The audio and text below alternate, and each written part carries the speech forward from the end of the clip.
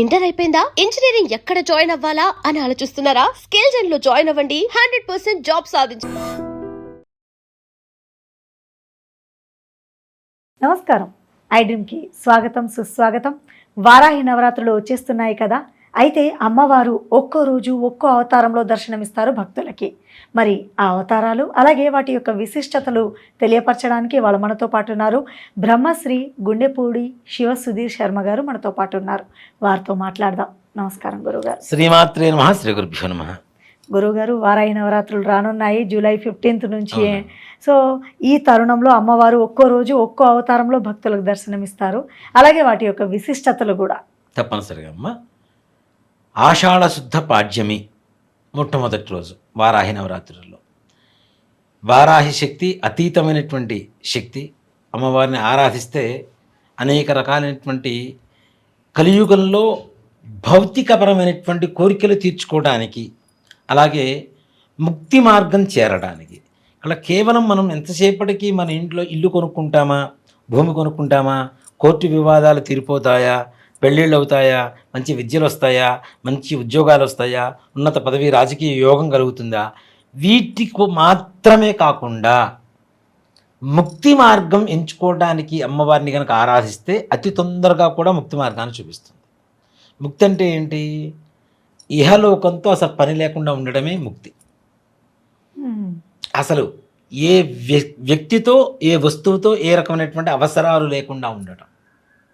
తిన్నామా తినలేదా, నిద్రపోయామా నిద్రపోలేదా, ఏదైనా వస్త్రం ఉందా లేదా, అసలు ఎవరు ఏంటి, భూమి మీద ఏదీ లేదు, శూన్యమే ఉంది.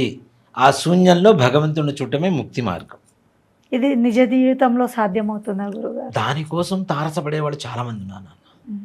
ఇప్పుడు మనం ఎంతసేపటికి భౌతికమైనటువంటి కోరికలు తీర్చుకోవడానికి పూజలు చేసేటువంటి జనాన్ని ఎంతమంది చూస్తున్నామో, ఇలాగే ఇప్పుడు మీకు కుంభమేళ జరిగినప్పుడు అనేక రకాలైనటువంటి నాగసాధువులు, అఘోరాలు వీళ్ళందరూ వస్తూ ఉంటారు. మరి వీళ్ళందరూ చేసేటువంటి సాధన ఏంటి? ముక్తి మార్గం కోసమే కదా, ముక్తి పొందడం కోసమే కదా, అవునా? మనకి అలాంటి ముక్తి మార్గాన్ని ఇచ్చేటువంటి అమ్మవారు ఉన్మత్త వారాహి. మొట్టమొదటి రోజు జ్ఞానం ఎక్కువగా కలుగజేసేటువంటి అమ్మవారు.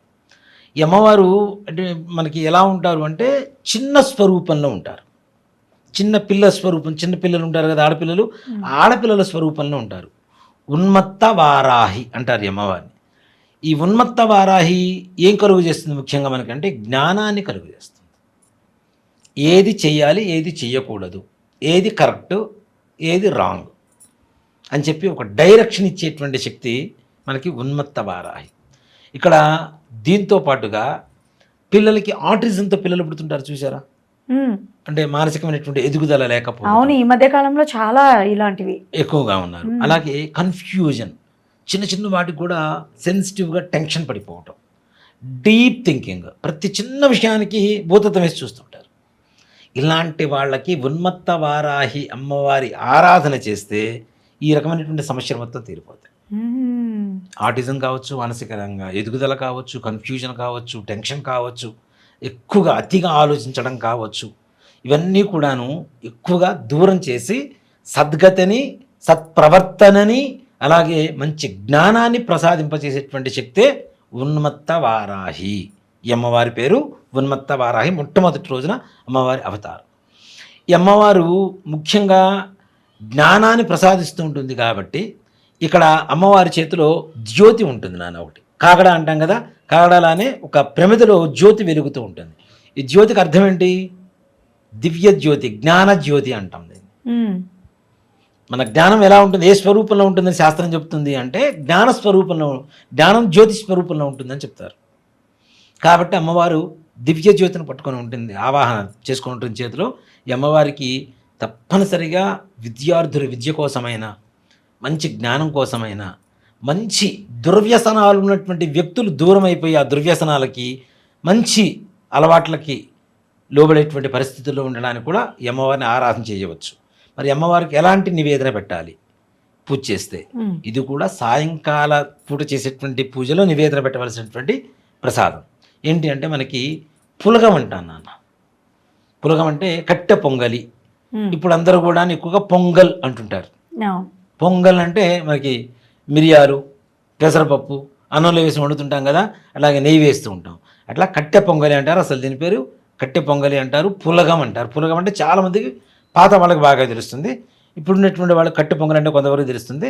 అందరికీ తెలియాలంటే పొంగల్ అంటే అర్థమైపోతుంది. పొంగల్ అంటే సంక్రాంతి పండగ కాదు స్వామి, పొంగలి, కట్టె పొంగలి. దీన్ని అమ్మవారికి నివేదించడం ద్వారా నిజంగా చూడండి, అప్పుడే చిన్న ఇప్పుడు ఓ మాట చెప్పాలి అంటే నాన్న, రజస్వలైన సమయంలో కూడా ఆడపిల్లలకి ఏం పెడతారు? కట్టె పొంగలి పెడతారు.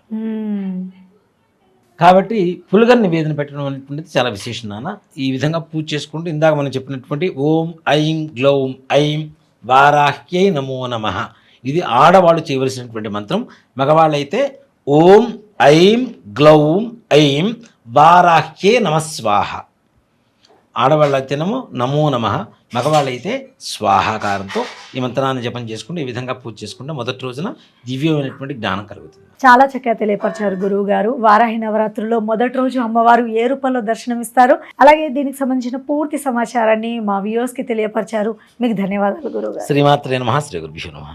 And for more videos, Please subscribe to iDream. Please subscribe to iDream. Please subscribe iDream. And please subscribe to iDream. For more videos, subscribe to iDream. please like, share, and subscribe to the channel. Congratulations, iDream. Subscribe to iDream. Subscribe to iDream. So subscribe to iDream Media. iDream ki iDream team andarki huge congratulations. Please subscribe iDream Media. Please subscribe to iDream. Subscribe iDream. Please subscribe to iDream. iDream అంటే నా కళల channel subscribe చేసుకున్న నోరు తిరుగుతలేదు, మీరైతే గంట గుర్తు కొట్టండి. For more such videos, please subscribe to iDream. Subscribe to iDream. Please subscribe to iDream. Please subscribe iDream Media. Please do subscribe to iDream. Please subscribe to iDream Media. For best entertainment and information, please subscribe iDream. And don't forget to subscribe to iDream.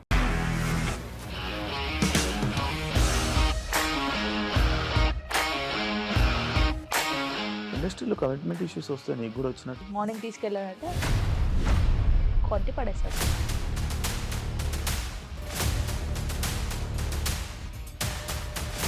ఒక్కళ్ళు కూడా చూడలేదు ఈ cinema అని చెప్పడానికి కూడా చాలా ధైర్యం కావాలి. అది నిజం కదా, దాంట్లో ధైర్యం ఏంటి? ఇది నెక్స్ట్ డే ప్లేట్ మార్చేస్తే తప్పు కదా. As of now, we are comfortable this అని నేను అనుకుంటున్నాను. రష్మిక గారిది మీది ఒకే ఊరంట కదా. నీకు కోపం వచ్చిందంటే బాగా తిట్టేత్తరా? తిట్టేద్దామండి. నిజంగా గేమ్ ని ఎలా చేంజ్ చేయగలిగారు? ఏపీఎస్ఎఫ్సి వాళ్ళకి 6 నెలల్లో నేను 6 లక్షలు కట్టా. బిజినెస్ చేయాలనుకుంటే it is as difficult as riding a tiger.